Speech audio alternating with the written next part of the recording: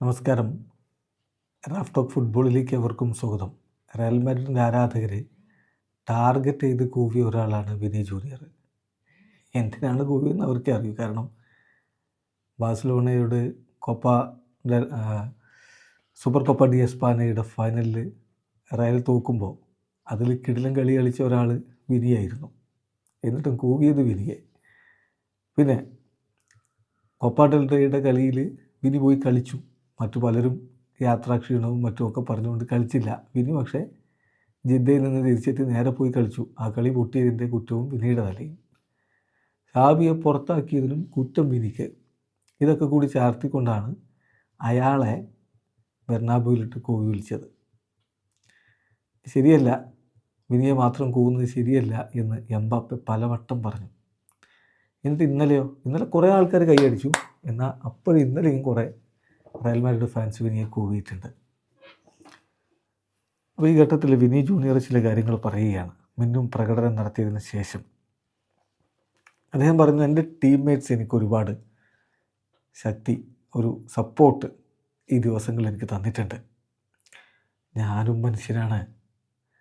തീർച്ചയായിട്ടും ആളുകളിങ്ങനെ ഓരോന്ന് പറയുകയും ചെയ്യുകയും ചെയ്യുമ്പോൾ ഞാനും അപ്സെറ്റാവും.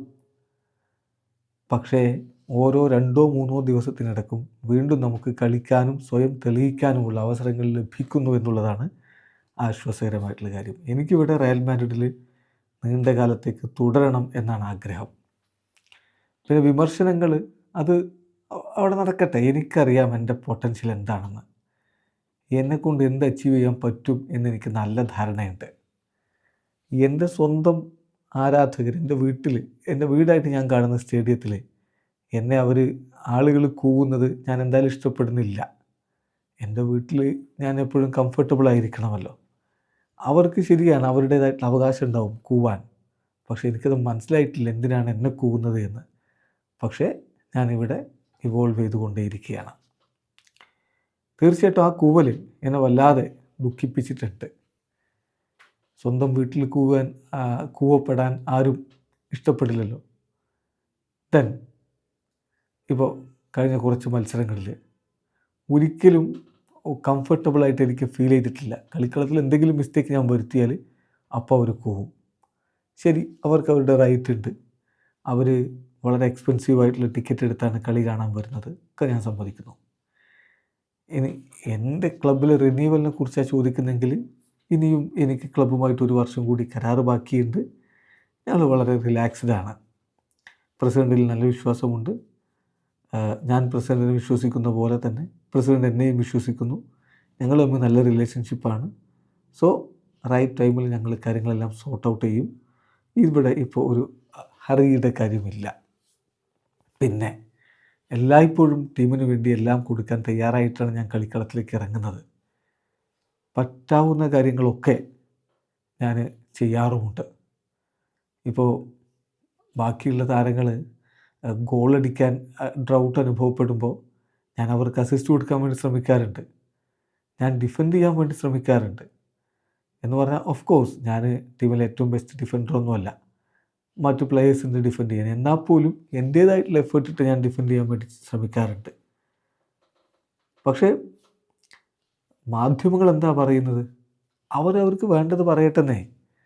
ഫാൻസ് ചിന്തിക്കുന്നതും അവർ കാര്യങ്ങൾ മനസ്സിലാക്കുന്നതും ഒക്കെ വെച്ച് അവരെന്നെ ക്രിട്ടിസൈസ് ചെയ്യുന്നു. പക്ഷേ ഞാൻ ഏറ്റവും ഇമ്പ്രൂവ് ചെയ്യാനുള്ള ഏറ്റവും നല്ല വഴി ബെർണാബോയിലെ ആരാധകർ നമ്മളെ വെൽക്കം ചെയ്യുന്നതാണ് എന്ന് തന്നെ വിശ്വസിക്കുന്നു.